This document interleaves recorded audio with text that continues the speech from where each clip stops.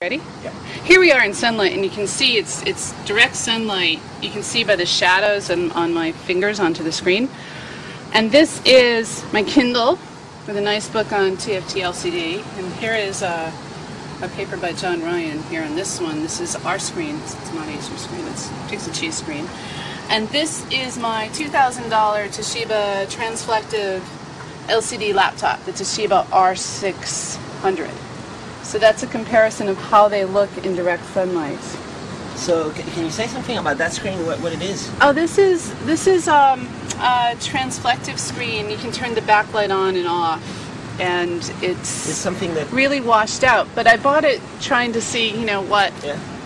Really trying to figure out, really what we should be doing, because I wanted to make better screens that were more easy to read in any environment, and so I wanted to see what the state of the art is by everybody else, and that's that. And I think this is more readable than that by any stretch. Right now we're in direct sunlight, but people usually they prefer going in the shade, and it actually performs even better in the shade. Yeah, right? so let's take them into the shade. Hey John, could you carry this one?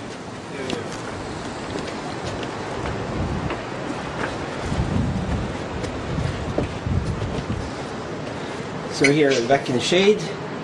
And did you actually use your screen to read books or like lots of text? And yeah. So this is the e-ink screen now, where and that's the Toshiba screen. Maybe we can hold them all side by side. We're actually thinking this one, ours, looks better.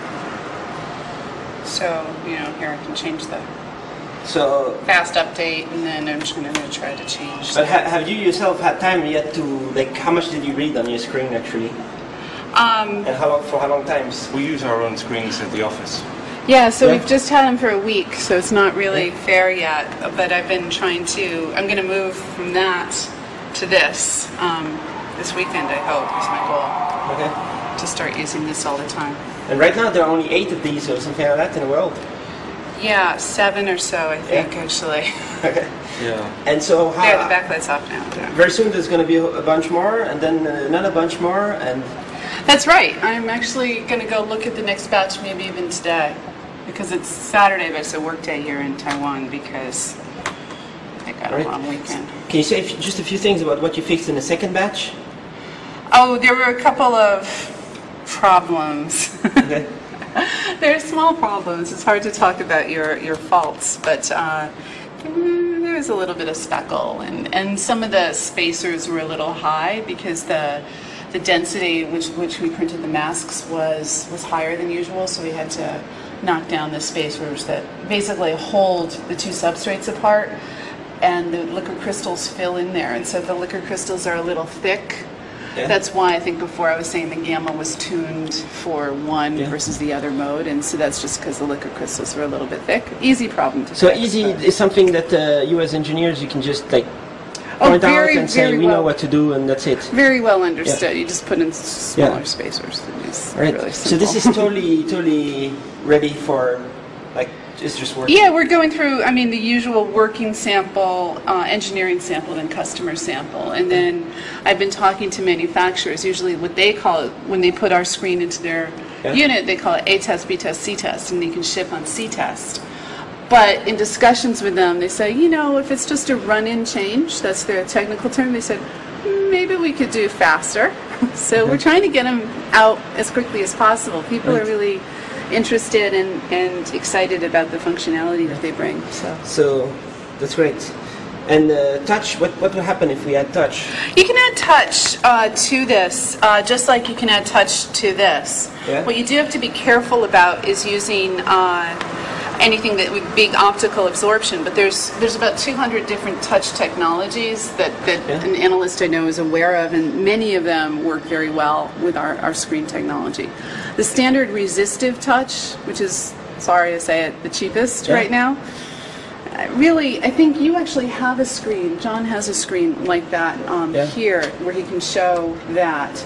But that's the worst one. It's bad for even normal screens. It really washes out the screen. So certainly the iPhone has projected capacitance. There's a lot of new novel touch solutions being shown both at Computex and at the SID Display Week show in Texas. How about if you add Wacom, for example? Would that make it so that you don't have to add any layer on top, so it looks exactly the same? Or? Yeah, Wacom can look great, as well as many others. There's it's hard to really pick one to highlight, but there are many that only absorb, say, 10% of the light here, and that's really ideal. What is that? We can't see that's a resistive touch. Is it off? No, no, the screen is actually full intensity. If you go down the stairwell, maybe. Yeah, actually, if you come inside, you just watch the step. Okay, you can actually see as we go over here. So that's what people have today? Yeah, so only about half of the light comes back through that, and the light that's being reflected off it is actually about the same intensity, so typically you get to see nothing. Yeah. Plus they have a lot of haze in the resistive. And here? So, and then here, this is how these guys look. And these are still both backlight off in the shade. So that's why we say this is sort of like an e-paper look. The backlight's off here, it's dark in here, but I can turn the backlight on. And now it's bright, and we can, watch, and there's my, the movies again, I guess. Oops. And you called it 3QI because there's a third mode, what does it mean? 3G is more a play, I think, on 3G. Okay. It's transflective, transmissive, and reflective, I suppose, is really where we're at. So that's in shade versus, all right, I should open one of these, but what does 3G mean? I have to ask the marketing department. Sorry, what does 3G mean? Who's the marketing? 3G actually is sort of, it can mean whatever you want, and there's sort of zen to that. It's a play on 3G. If you think about the sort of the multiple generations of liquid crystal technology, it also refers to the 3 operating modes that the screen goes through.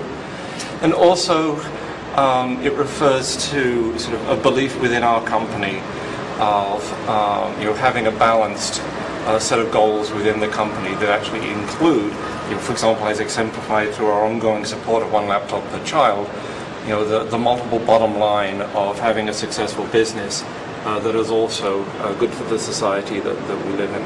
All right, thanks.